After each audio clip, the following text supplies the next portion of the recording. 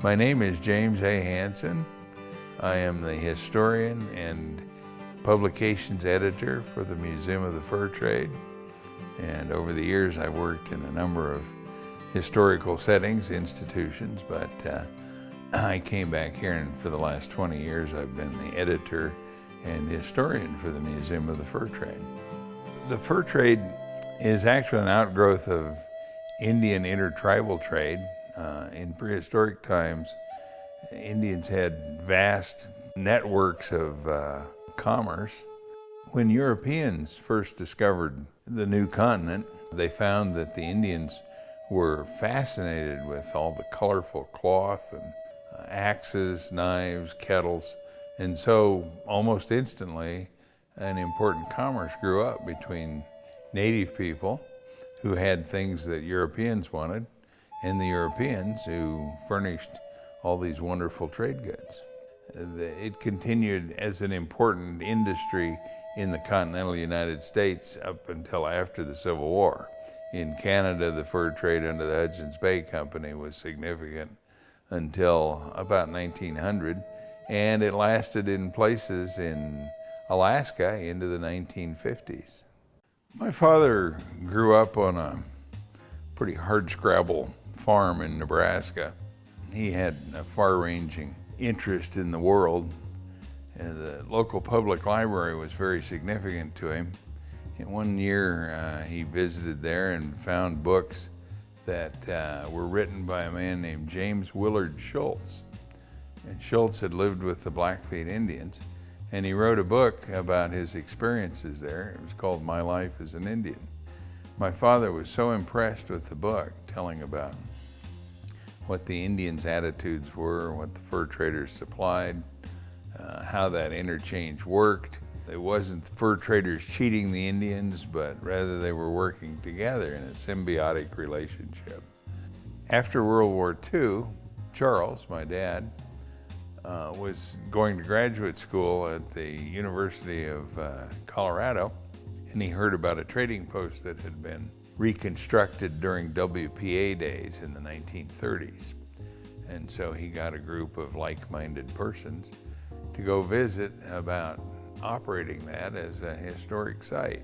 Things didn't work out there, but the group of people spent 5 or 6 years looking at trading post sites from the Canadian border down into Oklahoma. And this site appealed to them because it was a small site built by a man named James Bordeaux as part of the American Fur Company. They acquired this site in 1953. In the beginning, things were looking up because donations began coming into the museum, and it's been incrementally improved over the last 60 years. Our exhibits cover everything from beads to blankets to guns to kettles. We do have the largest collection of Indian trade guns in existence. They date from before 1640 and continue up until after 1900.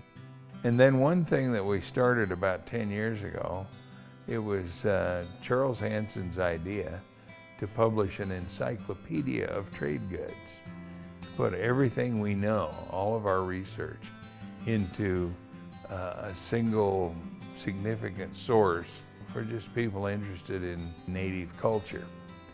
Well, to find the answers to the questions that the fur trade raises, we've had to go to Europe, especially England and France, collecting information about the goods that they produced, and then we have supplied that information to a number of publishing companies over here, like National Geographic and Reader's Digest and so on.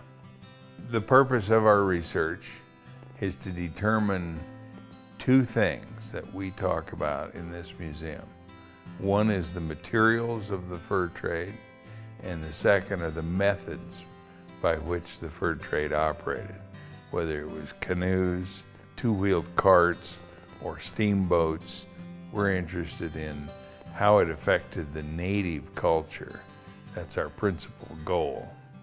The Museum of the Fur Trade is unique It's the only museum devoted to the whole history of the North American fur trade in all its aspects.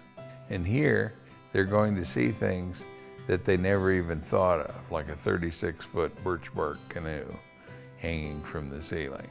They'll learn about commerce and industry, trade with the Orient, textiles, clothing, Indian attitudes towards Europeans, and they'll learn about European attitudes towards Native people as well. So this is a once in a lifetime chance. Come see us.